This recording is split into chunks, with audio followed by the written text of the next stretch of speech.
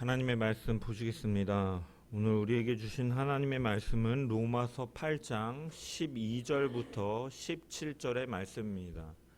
로마서 8장 12절부터 17절의 말씀입니다.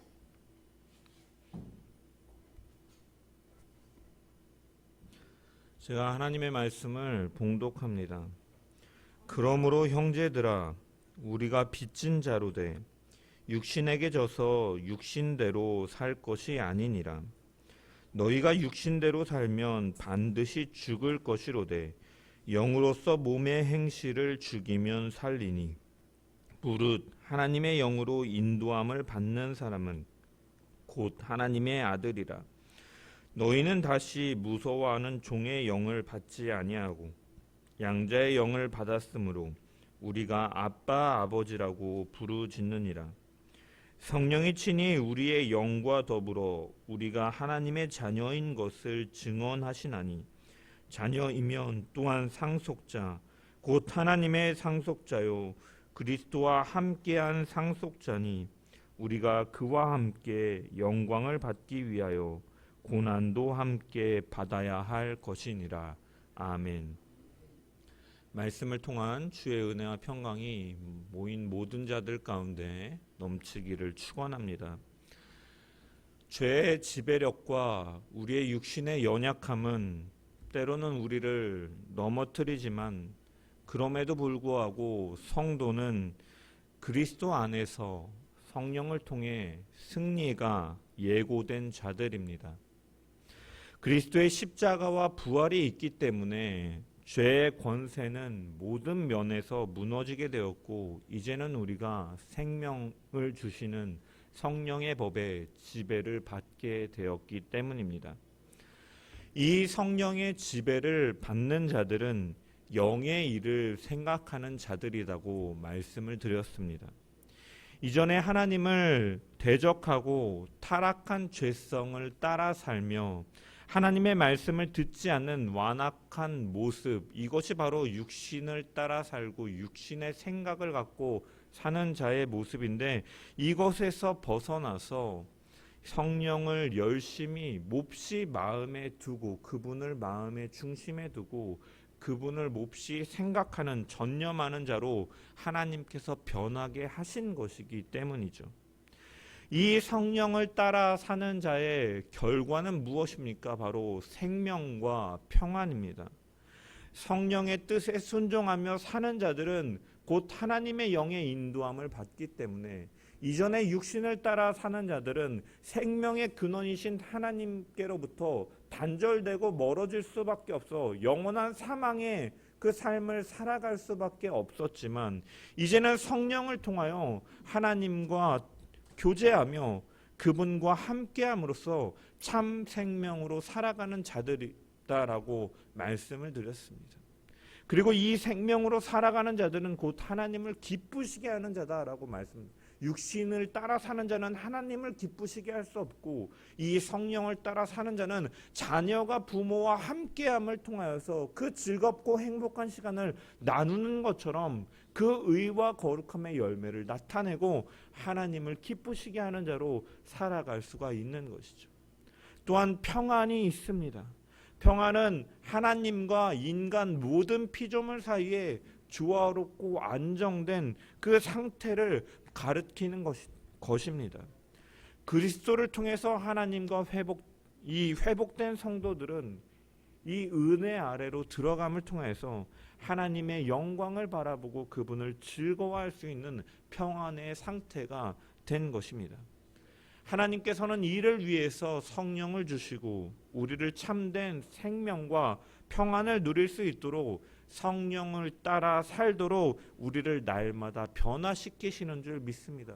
그래서 우리가 성령의 인도하심 속에서 우리가 순종하며 나아가야 되지만 이 성령의 인도함을 받는 것은 분명히 성경은 수동태로 기록함을 통하여 하나님께서 하시는 일임을 분명히 드러내고 있습니다. 이처럼 하나님은 성령을 통해서 우리를 날마다 변화시키는 능력 속에서 구원을 이뤄가시는 하나님이시고 우리는 그 하나님의 인도하심 속에서 자원함으로 기쁨으로 순종함으로 그 성화를 이루어 나가야 되는 자들인 것이죠. 오늘 본문은 이렇게 성령을 따르는 자를 무엇으로 그리고 있느냐? 바로 빚진 자와 이 하나님의 자녀됨으로 설명하고 있는 부분입니다. 우리 12절부터 14절까지의 말씀을 다시 한번 읽어보겠습니다. 12절부터 14절 시작.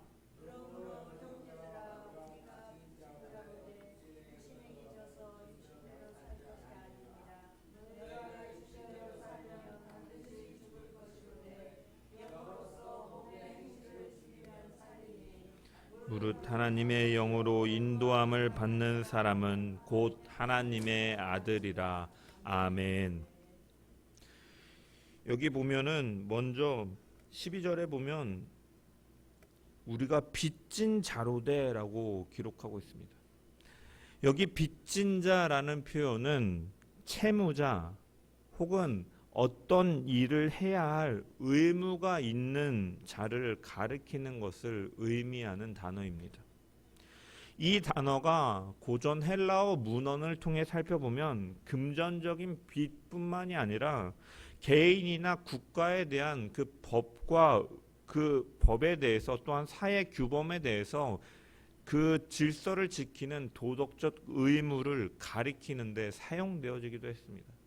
빚뿐만이 아니라 빚을 지고 있지 않더라도 금전적인 빚뿐만이 아니라 사회적으로 그 개인이 그 나라를 위해서 개인이 감당해야 될 그 의무들을 가리킬 때 이 단어가 사용되어지기도 한 것입니다.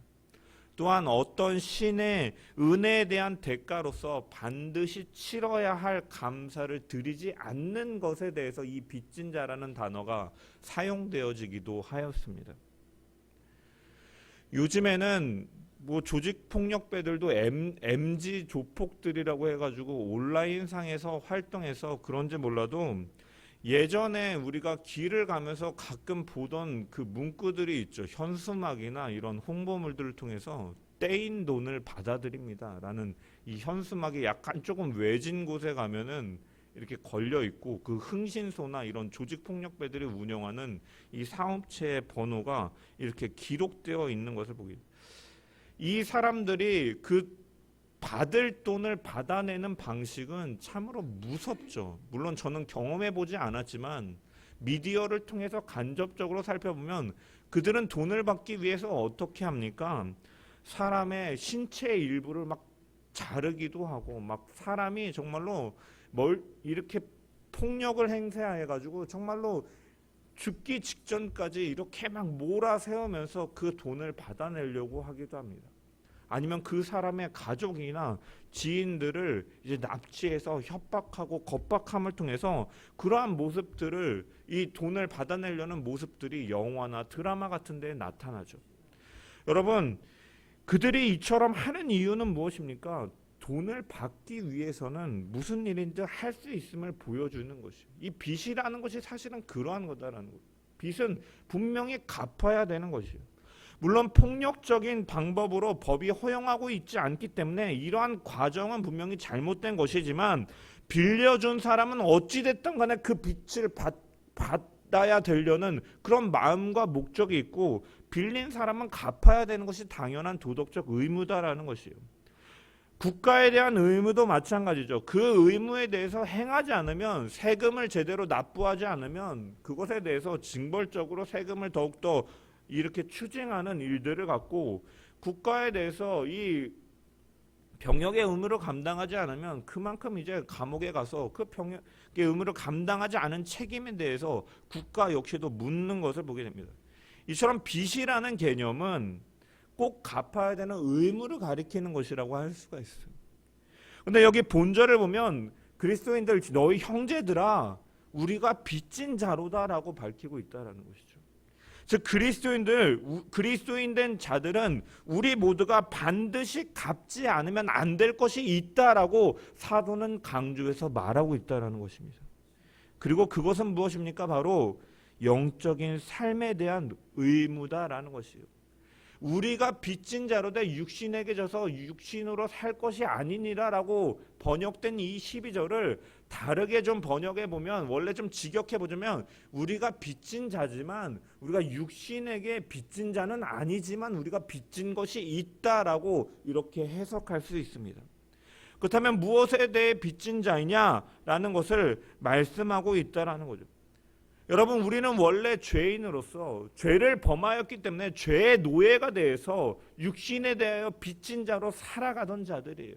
타락한 본성을 가지고 그 죄를 범하면서 하나님이 기뻐하시는 일을 찾을 수도 없을 뿐더러 행할 수 있는 능력도 없는 자로서 죄의 노예로서 살아가던 자들이었다는 거예요.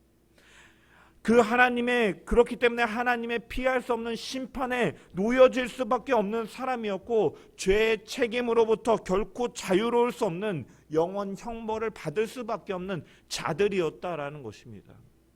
하지만 하나님께서는 예수 그리스도를 통하여서 우리가 해야 할 모든 것들을 대신하여 주신 것이죠. 사망에 처할 수밖에 없는 우리를 대신하여서 십자가에서 죽으신 것이고, 우리가 당해야 될 모든 고통을 주님은 십자가에서 단번에 모든 인류의 죄의 그 책임을 담당하신 것입니다. 하나님이신 그분은 하나님과 분리되어지는 고통 속에서 엘리 엘리 라마 사박다니, 하의 하나님 나의 하나님 어찌하여 나를 버리시나이까 라고 신음하면서 그 모든 죄과 그 죄의 책임들을 감당하신 것입니다. 따라서 우리는 그것에 대해 반응해야 될 빚진 자다라는 것. 이제는 육신에 대하여 너희가 빚진 자는 아니지만 너희가 여전히 분명히 갚아야 될 빚진 자로서 너희가 있다라는 것이에요. 바로 예수 그리스도에게 빚진 자다라는 것입니다. 예수 그리스도를 통해서 이제는 결코 정죄함이 없고 죄와 사망의 법에서 해방되는 해방되어서 그 죄와 사망의 빛을 청산받았고, 이제는 성령을 통해 새 생명을 받은 자로서 이 새 생명 성령의 법에 의해서 우리는 빚진 자가 되었고 그 빚을 갚아내야 될 의무가 있다라는 것을 오늘 말씀은 분명히 강조하고 있는 것이죠. 특별히 여기 12절에 보면은 우리가 빚진 자로되, 우리가 뭐뭐로되라고 번역된 이 헬라어가 에스맨이라는 단어인데, 이 에스맨은 영어로 치면 비동사인 이 에임이라는 단어가 이 현재 시제로 사용되어서 에스맨이라고 이렇게 기록되어 있습니다. 여러분, 이 비동사라는 건 상태를 나타내는 것이고, 현재 시제라는 것은 그 상태가 계속되는 것을 의미하는 것이죠. 즉 우리가 빚진 자라는 사실은 결코 변하지 않는 진리다라는 사실임을 드러내는 것과 동시에 그 빚을 갚아야 되는 의무가 이 땅을 살아가는 성도들에게 계속해서 부여되고 있음을 분명히 드러나고 있다라는 것입니다. 우리는 분명히 이전에 한번 빚진 자가 아니라 끊임없이 이 빚진 자라는 사실은 변함이 없는 사실이고, 끊임없이 이 빚진 자로서 우리는 이 그리스도에 대해서 그 사랑과 의무를 감당해야 될 존재가 바로 성도임을 12절은 분명하게 말씀하고 있는 것이죠.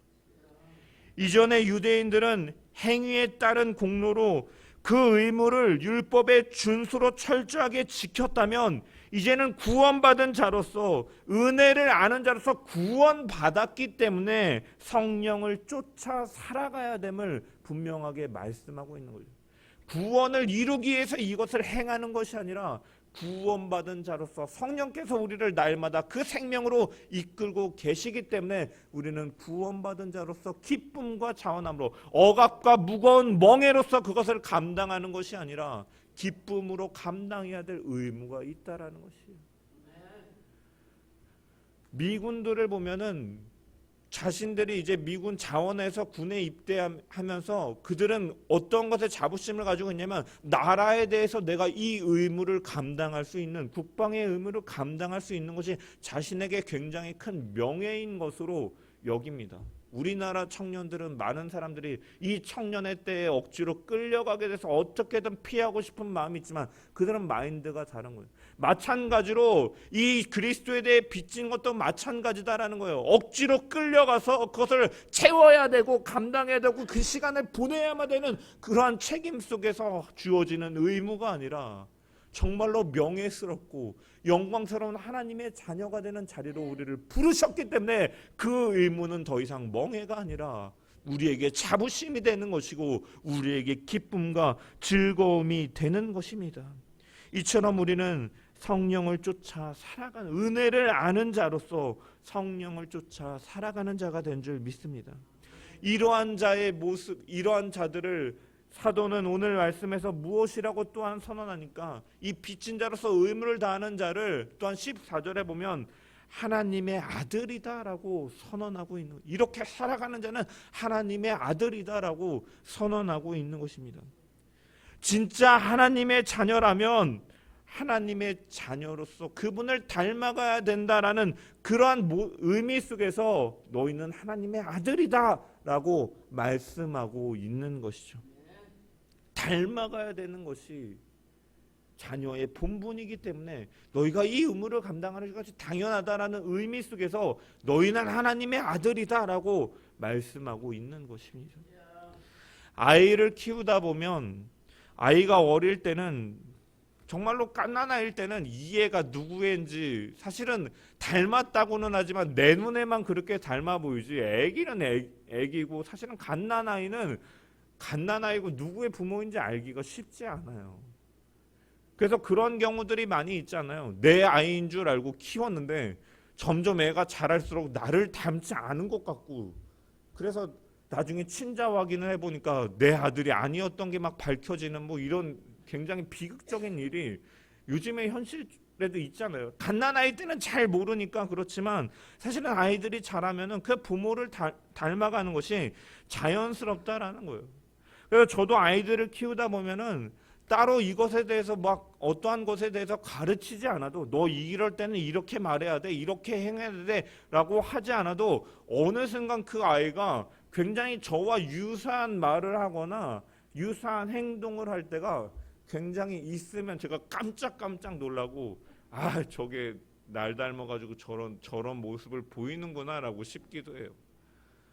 어제는 저희 작은 아이가 햄버거가 먹고 싶다고 하더라고요. 햄버거가 먹고 싶다 그래서 그 옥상에 이제 수영장을 펼쳐놓고 수영을 하고서 이제 내려오더니 그래요. 햄버거가 먹고 싶다. 내 머릿속에는 지금 햄버거 생각밖에 안 든다고. 뭐 6살짜리 아이가 무슨 머릿속에 햄버거 생각만 있다고 말하는, 참 그렇게 능청맞은 모습을 보면서, 그리고 또 그래서 하나를 줘서 다 먹었어요. 하나를 다 먹고서 이제 제게 남았잖아요. 이제 저녁에 이제 남은 거를 이제 먹고 있는데 저를 또 그윽한 눈빛으로 쳐다봅니다. 한 입 더 먹고 싶은 눈빛으로. 그런데 한 개 이상을 먹으면 엄마한테 혼나기 때문에 이제 제가 조용히 부르죠. 야, 그러면 아빠가 몰래 줄 테니까 엄마한테는 비밀로 해. 이렇게 말했어요. 그래서 먹고 나더니 그 아이가 뭐라 그러냐면은, 아빠 그러면 내가 이거 먹다가 입에 묻은 거는 아빠가 입에 묻힌 거라고 할게. 이렇게 능글맞은 모습을 보면서 아, 내 아들이구나라는 생각이 들 때가 있었어요. 네. 이처럼 우리가 예수를 믿는 순간 하나님의 영을 우리가 내 안에 모시게 되는 것이고, 이 성령 안에서 우리가 이 하나님의 영은 우리가 하나님을 닮도록 우리 가운데 역사하시는 분이시다라는 거예요. 믿음으로 의롭다함을 받은 사람은 그 신분으로 끝나는 것이 아니라 그것에 걸맞는 모습과 거룩한 삶의 변화가 하나님의 아들로서 나타나야 된다라는 것입니다. 그런데 이 성화는 결코 저절로 되는 것이 아니다라는 것이죠. 전적인 하나님의 은혜로 구원을 주셨지만 성화는 우리의 순종의 노력이 또한 필요하다라는 것이죠. 성령을 주심으로 이끌어 가시지만 우리 역시도 인격적이신 하나님의 부르심 앞에 양이 목자의 음성을 따라가는 것처럼 우리가 순종해야 될 부분들이 있다라는 것이죠. 그래서 사도는 본문 13절에 이렇게 권면하는 것입니다. 너희가 육신대로 살면 반드시 죽을 것이로되 영으로서 몸의 행실을 죽이면 살 것이다 라고 경고적인 메시지로 권면하고 있는 것이죠. 여기 원문을 보면은 영으로서 몸의 행실을 죽이는 것은 현재형으로 기록되어 있어요. 즉 우리가 육신의 몸을 입고 있는 동안에는 육신의 문제가 우리를 괴롭히고 그 육신대로 살려고 하는 유혹이 우리 가운데 끊임없이 있다라는 것이에요. 그래서 우리는 예수를 믿는과 동시에 거룩해지는 것이 아니라 거룩해지기 위해서 끊임없는 싸움을 현재형으로 우리는 해나가는 것이 바로 성화인 것이죠. 너희가 육신대로 살면 반드시 죽을 것이로되 성령이 내주하셔서 제 생명으로 부여받은 그리스도인들은 더 이상 육신에게 진 빚이 없기 때문에 육신대로 따라 살 필요가 없음을 말하는 것이고, 그럼에도 불구하고 우리가 하나님의 얼굴을 볼 때까지 완전한 그 영광의 날에 그 주님이 재림하셔서 완성될 그날에 이르기 전까지는 육신에 대해서 완전히 분리될 수 없는 상태에 우리가 있기 때문에 이러한 경고는 이 땅을 살아가는 모든 그리스도인들을 향한 권고이고, 육신대로 살면 반드시 죽을 것이기 때문에 우리는 영으로서 몸의 행실을 끊임없이 죽이며 살도록 우리는 노력해야 된다라는 것이죠. 이것은 누가 대신해 줄 수 없는 일인 거예요. 우리는 이제 더 이상 이 예전의 옛사람의 습성, 죄의 본성을 가지고 충동적으로 살아서는 안 된다라는 것이에요. 하나님의 자리에 나를 주는 것이 죄의 본성이라고 죄의 모습이다라고 말씀드렸어요. 나의 그런 옛사람의 이기적인 욕망들이 나의 삶을 주도해 나가고 나를 이끌어 가도록 내버려 두어서는 안 되고, 성령이 인도하실 때 우리는 그것에 대해서 순종하며 내가 육신대로 살아가려고 할 때마다 끊임없이 브레이크를 밟으며 제동을 걸어야 된다라는 것입니다.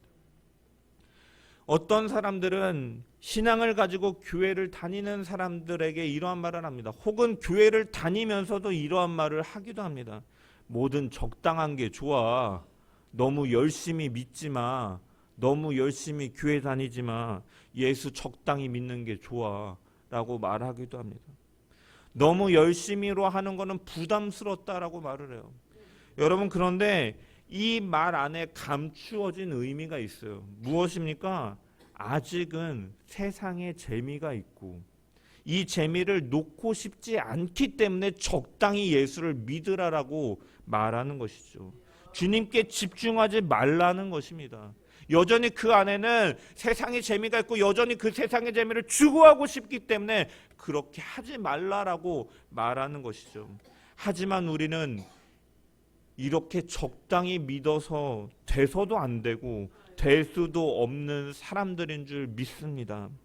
과거에는 우리가 죄에 대해서 관심도 없었고 이 죄에 대해서 이기고 지는 것에 대해서 그게 개의치 않았지만, 이제는 그 죄가 얼마나 크고 육신대로 사는 것이 얼마나 비참한지를 정확하게 알고 그 대가로 예수 그리스도의 피가 얼마나 값어치 있는 것인지 아는 자들은 결코 그렇게 살 수 없음을 고백하는 자들인 것입니다.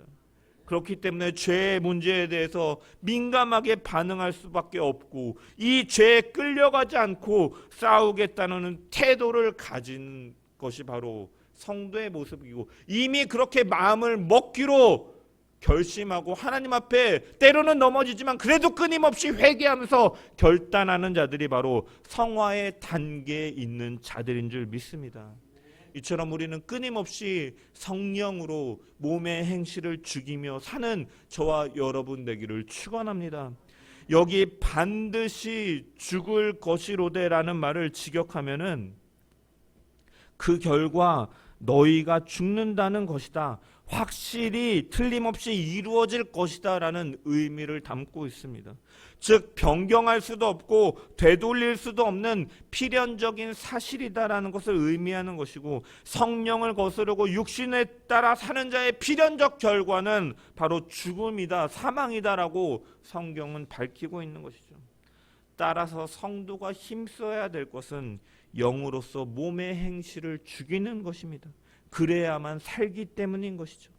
여기 행실이라고 번역된 것은 프락세이스라는 단어인데 복수 형태로 기록되어 있어요. 단순히 한 번의 행동을 가리키는 것이 아니라 이 행함 활동의 이 복수 반복되는 행동과 활동을 가리키는 것입니다.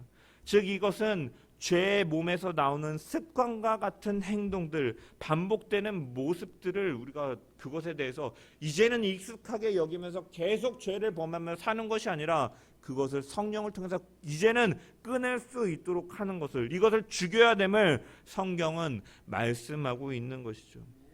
여러분, 육신대로 살면 반드시 죽을 것이라는 말은요, 굉장히 가벼운 경고가 아닙니다. 필연적으로 일어날 그 경고적 메시지예요. 여러분, 우리가 만약에 병을 걸려서 당신 이제 한 달밖에 못 삽니다 라는 선고를 받는다면 그 말에 대해서 평안한 상태로, 평온한 상태로 받을 수 있는 사람은 아무도 없을 것입니다. 아무리 이 땅에서 모든 것을 누리고 많은 것을 가지고 많은 것을 경험해 본 사람이라 할지라도 그 말을 듣는 그 순간에는 결코 평온할 수 없는, 나중에 체념할 수는 있겠지만 어차피 한 번 살다가 죽는 인생이니까 갈 때가 되었구나라고 하면서 평온하게 받아들일 수 있는 사람은 아무도 없어요. 경고적 메시지입니다. 엄중하게 받아들여야 되는 거예요. 저도 몇 달 전에 건강검진을 받았는데 처음 받았는데 많은 항목에서 낙제점을 받았어요. 이렇게 살면 목사님 죽어요. 관리 좀 하셔야겠어요 라는 말을 듣고 제가 충격을 받아가지고 열심히 운동도 하고 막 식습관도 바꾸려고, 요즘은 좀 느슨해졌지만 다시 그렇게 충격을 이루 말할 수 없었다라는 것이죠. 마찬가지로 육신대로 살면 반드시 죽을 것이로되라는 말은 타협할 수 없는 명령, 굉장히 엄중한 명령을 강조하는 것이에요.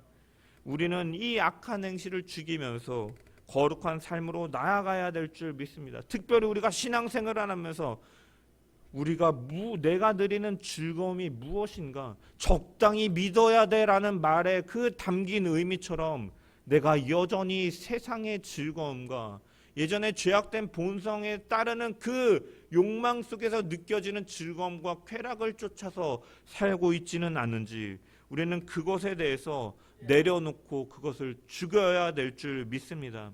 신앙생활이라는 것은 세상의 그 익숙한 그 모습들을 점차 벗겨지고 하나님의 백성답게 만들어져 가는 것이 바로 신앙생활인 것이죠. 창세기를 통해서 믿음의 선진들의 모습을 바라보았을 때 아브라함도 그랬고 이삭도 그랬고 야곱도 그랬던 것처럼 처음에 그들은 하나님의 그 백성으로서 믿음의 조상으로 불릴 만한 자격이 있는 자들이 아니었던 것이죠. 아버지를 속이고 형을 속이고 자신이 원하는 것을 갈취하기 위해서 남을 속이는, 가족마저 속이는 일을 서슴없이 가졌고, 약속을 받았음에도 그것이 현실적인 어려움에 다가왔을 때 너무나 쉽게 그것을 포기하는 모습들을 보였던 것이죠. 하지만 하나님께서는 그 끊임없는 사랑과 그 손으로 붙들어 가심을 통하여, 또한 그들은 하나님의 일하심을 바라보면서 점차 그 말씀과 그 뜻에 순종하며 자신을 내어드림을 통하여 그 빚어져 나갔던 것을 우리는 바라볼 수 있는 것처럼, 이전의 즐거움이 점점 사라지고 세상의 모습 대신에 나의 하나님의 백성으로서의 모습이 드러나는 저와 여러분 되시기를 주님의 이름으로 간절히 축원합니다. 하나님께서는 내가 거룩하니 너희도 거룩하라라고 말씀하셨습니다. 거룩은 카도시, 잘라내어서 구별되다라는 의미를 담고 있다라고 그랬어요. 성도라는 말은 하기오스라는 말로 세상 가운데서 불러내셨다라는 의미를 담고 있다라고 그랬습니다. 세상 가운데 살지만 세상에 속하여 있지 아니하고 부름을 받아서 구별된 하나님의 백성이다라는 것이요. 따라서 우리는 우리의 삶 가운데도 이러한 거룩의 모습과 열매들이 드러나야 되는 것이고, 이 열매와 모습들을 통해서 여러분들은 주변 사람들에게 당신은 정말 예수 믿는 사람 같구나라는 말이 나올 수 있을 정도로 우리는 끊임없이 부단하게 성령을 쫓아 살아가야 될 줄 믿습니다. 당신이 정말 예수를 믿는 사람답구나라는 말에는 그 우리의 모습을 보면서 당신은 하나님의 백성다움을 느낀다라는 말이고, 우리의 모습을 통해서 그 사람들이 바로 하나님의 백성답게 느낀다라는 것은 하나님의 영광을 그들 역시도 바라보게 된다라는 의미를 또한 담고 있는 것이죠. 우리가 대단한 기적을 행하거나 큰 일을 행하지 않더라도 나의 삶의 모습과 열매들이 세상 사람들에게 예수를 닮았다라는 말을 듣는 것을 통해서 우리를 불러내신 이의 아름다운 덕을 선포해 나가는 모든 자들 되기를 소망합니다. 여러분, 하나님께서 기뻐하시는 것이 무엇일까? 우리가 하나님의 모습을 담는 것이죠.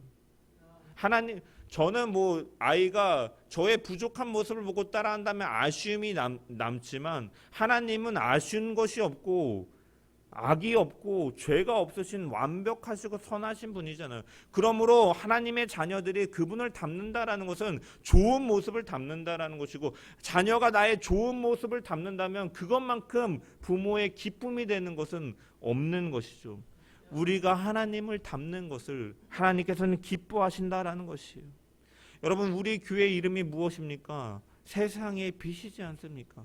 마태복음에 보면은 예수님께서는 너희가 세상의 빛으로 온전히 드러나서 너희의 행실을 보고 하나님께 영광을 돌리게 하라라고 말씀하신 것에서 가져와서 교회 이름을 지은 것입니다. 우리가 그리스도를 온전히 담는 삶을 통해서 세상에 그 하나님의 영광을 드러내고 세상이 하나님의 영광을 바라볼 수 있게 하는 축복의 통로 되기를, 성령으로서 몸의 행실을 죽이며 하나님의 영광을 드러내며 사는 저와 여러분 되기를 주님의 이름으로 간절히 축원합니다. 이 거룩함을 이루기 위해서 죄와 싸우고 몸의 행실을 죽이는 것은 영으로만 가능합니다. 여러분, 죽는다는 것은, 여기 몸의 행실을 죽이면, 이 죽는다라는 것은 사실은 완전한 정지를 의미하는 것인데, 이 13절에서 죽이다라는 말을 이 사도 바울은 죽이면 이것을 현재 시제로 사용하고 있습니다. 즉 끊임없이 계속해서 죽게 한다라는 것이죠. 문제는 이 거룩한 삶을 위해서 우리가 죄와 싸워야 되는데, 이 싸움은 나의 힘으로는 할 수 없고, 분명히 사도도 13절에 보면 영으로서 몸의 행실을 죽일 수 있고 이 몸의 행실을 죽이면 살리라 라고 말씀하고 있다는 거예요. 계속해서 로마서를 나누면서 말씀드렸지만, 죄와 육체의 소욕을 우리의 힘으로는 이길 수가 없다라는 것이에요.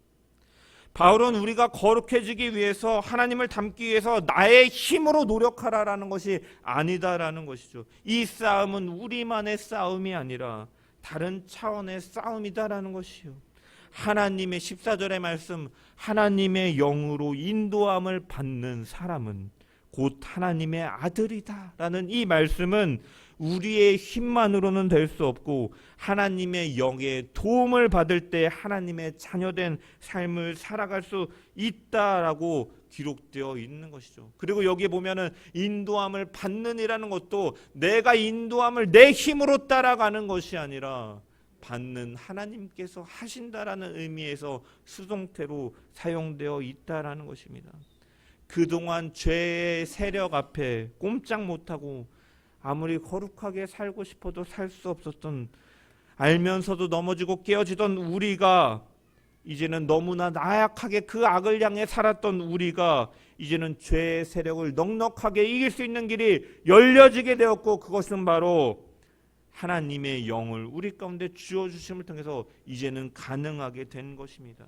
이 하나님의 인도를 받기만 하면 우리는 죄의 육신의 지배에서 벗어나 하나님의 자녀답게 살 것을 보장받는 것인 줄 믿습니다. 여러분, 이 성령의 인도하심 속에서 살아가는 저와 여러분 되기를 소망합니다. 여러분, 어젯밤부터 비가 많이 오던데 여러분 교회에 어떻게 나오셨습니까? 이 빗속을 뚫고 나오는 그 동기는 어디에 있습니까? 스스로 내 발로, 내 의지로 내가 하나님 앞에 예배드리고 싶어 나왔다라고 말하는 사람은 자신이 자신을 이끌어가는 사람이고, 이런 사람은 내가 그러면 그만두고 싶으면 그만둘 수 있는 사람인 것이죠. 그러나 나를 움직이게 하고 나를 이끄는 힘이 성령인 사람은 나오기가 어려운 환경이라 할지라도 하나님께서 나를 부르셨기 때문에 내가 순종하는 마음으로 나왔습니다라고 고백할 것입니다. 육신은 때로는 쉬고 싶지만 하나님께서 그 강권하시는 힘으로 우리를 부르셨기 때문에 예배의 자리에 나왔다고 고백하고 있는 사람은 분명 모습은 같지만 분명히 다른 인생을 살아가는 자의 모습일 것입니다. 인도함을 받는다라는 것은 잠깐 툭 당겨왔다가 안 딸려오면 멈추는 것이 아니라 끊임없이 강력하게 당겨서 거부할 수 없고 저항할 수 없는 것이고 바로 성령이 우리를 위하여 이렇게 일하고 계심을 늘 기억하며 그 인격적인 그 강권하심 속에 믿음으로 순종해 나가는 저와 여러분 되기를 축원합니다. 우리가 죄 앞에 우리는 성도의 삶을 살지만 우리는 때로는 넘어질 수 있다라고 말씀을 드렸습니다. 육신의 연약함을 가지고 있고 또한 죄는 여전히 우리를 지배하기 위해서 끊임없이 유혹하기 때문이다라고 말씀드렸고 실질적으로 우리는 넘어질 때가 있습니다. 하지만 여러분 이것을 우리는 당연시 여겼고 이것을 당연하게 받아들여서는 안 된다라는 것이죠. 끊임없이 싸워야 된다는 거. 왜? 죄라는 것은 죄 앞에 굴복하게 되면 굴복하는 삶이 반복되면 패배주의가 우리에게 찾아오기 때문이에요. 신자이긴 않지만 어떻게 죄 안 짓고 살 수 있느냐며 자신을 합리화하고 죄에 끌려다니며 죄 짓는 것에 대해서 당연히 여기며 살아가고 처음에는 회개하고 이 신앙의 양심의 가책을 느낄지 모르지만 점점 둔감해져서 회개조차 하지 않으며 자신은 할 수 없다고 그 부분을 여지로 남겨두기도 하기 때문에 우리는 그대로 두는 것이 아니라 이 강권적인 인도하심 속에서 우리는 끊임없이 싸워야 되는 줄 믿습니다. 사도 바울은 그러한 영적인 싸움을 하는 자들에게 이 고난도 함께 내적인 외부적인 고난과 함께 내적인 이러한 갈등과 고난을 향해 가는 성도들을 향해서 뭐라고 선언합니까? 14절의 말씀을 보면 너는 아들이다. 하나님의 자녀가 되었다라고 선언하고 있는 것이죠. 여러분이 하나님의 아들이다. 하나님의 자녀가 되었다라는 것은 절대적인 은혜요, 강권적인 은혜이며 하나님의 주권적인 은혜임을 밝히고 있는 것이죠. 또한 우리가 자격을 갖춘 자가 아니더라도 너는 하나님의 아들이고 이 죄인이라도 하나님의 딸임을 분명하게 드러내고 있는 것입니다. 여러분 우리가 흔히 이러한저런 사랑을 이야기하지만 사랑해라고 말하지만 인간의 사랑 중에 가장 변하지 않는 사랑은 무엇입니까? 보통은 부모와 자녀를 향한 부모의 사랑을 꼽는 것이 변하지 않는 사랑을 의미할 때 의도할 때 사용되어지는 사랑인 것이죠. 그래서 우리는 피가 물보다 진하다라는 표현도 하지 않습니까? 왜냐? 부모의 사랑에는 조건이 없기 때문이죠. 자녀가 되었기 때문에. 마찬가지로 우리는 하나님의 자녀가 되었다. 그 사랑이 우리 가운데 강권적으로 역사하고 계시다라는 것이에요. 그렇기 때문에 너희는 이 의무를 능동적으로 기쁨으로 자원함으로 감당해야 된다는 것이고 또한 여기 보면 이 사도 바울은 우리가 양자의 영을 받았으므로 우리가 아빠 아버지로 이렇게 부르짖느니라라고 15절에 말씀하고 있습니다. 우리가 하나님의 자녀가 되었는데 그 하나님의 자녀가 된 것은 양자의 영을 받았다라고 선언하고 있는 것이죠. 자녀는 두 가지가 있죠. 나면서부터 내 배로 낳은 자녀가 있는가 하면 이제 호적상에 이제 입적되어 된 자녀가 있는 것이죠. 입양된 자녀가 있는 것이죠. 그리고 이 양자 제도는 우리나라에 도 있고 요즘에 LG 그 재벌가가 굉장히 시끄러운 원래 장자가 승계하는 전통을 가져서 입양해 와가지고 이 그 뭐 큰아버지를 이제 아버지라 부르게 하면서 이 기업을 승계할 수 있겠는데 이게 문제가 있다라고 말하면서 막 법정 분쟁이 일어나는 이러한 모습들이 오늘날에도 있지 않습니까? 이 양자 제도가 우리나라에도 있고 이 로마 시대 때 이 헬라 시대 때도 있었다라는 거죠. 이러한 사도 바울은 이러한 것에 대해서 잘 알고 있었기 때문에 우리가 원래 비록 우리가 직계의 본래적인 자녀는 아니었다. 우리는 죄의 자녀였기 때문이다. 하지만 이제 우리는 하나님께서 우리를 부르시고 호적에 올려주셨기 때문에 이제 완전한 자녀가 되었고 양자로서 완전한 자녀가 되었고 그 권리를 누릴 수 있다라고 분명히 선언하고 있는 것입니다. 양자라는 것은요, 사실은 그 관계성을 생각해 보면 굉장히 특별한 은혜라는 것입니다. 여러분, 아들이기에 아들로서 그 권리를 누리는 것과 양자로서 아들이 되는 것은 굉장히 같은 아들이지만 거리에 굉장히 큰 차이가 있는 것이에요.